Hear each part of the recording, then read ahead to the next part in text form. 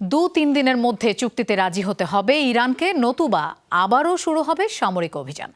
এমন হুঁশিয়ারি দিয়েছেন মার্কিন প্রেসিডেন্ট ডোনাল্ড ট্রাম্প।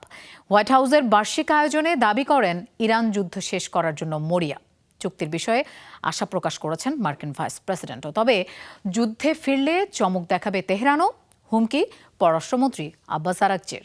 এখন ঘরেই হবে বিয়ে বাড়ির পোলাও, যদি থাকে আকিজ এসেনশিয়াল সুগন্ধি চিনি গুঁড়া চাল।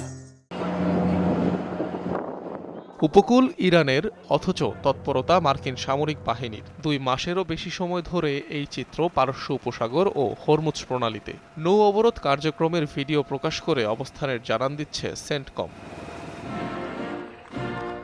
এমন অবস্থায় আবারও ইরানকে সময় বেঁধে দিলেন মার্কিন প্রেসিডেন্ট ডোনাল্ড ট্রাম্প। জানালেন শিগগিরই শেষ হতে যাচ্ছে ইরান যুদ্ধ, দ্রুতই স্বাভাবিক হবে পরিস্থিতি, আর তা অবশ্যম্ভাবী।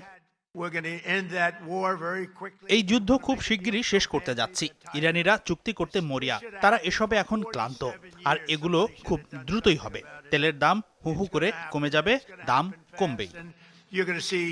ইরানের সাথে চুক্তির বিষয়ে আশাবাদী মার্কিন ভাইস প্রেসিডেন্টও দাবি করেন ওয়াশিংটন, তেহরান কোনো পক্ষই আরেক দফা সামরিক তৎপরতা চায় না। আমার মনে হয় আমরা অনেক দূর এগিয়েছি। মনে হচ্ছে ইরানিরা একটা চুক্তি করতে চায়, তবে বিকল্প পদ্ধতিও আছে। সেটা হতে পারে ইরানে আমরা পুনরায় সামরিক অভিযান শুরু করব। ইরানের পররাষ্ট্রমন্ত্রী আব্বাস আরাগচির পাল্টা হুঁশিয়ারি, আবার যুদ্ধে ফিরলে অনেক চমক দেখতে হবে যুক্তরাষ্ট্রকে।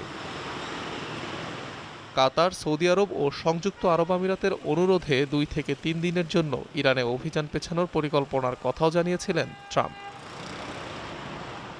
অনিক রহমান, যমুনা নিউজ।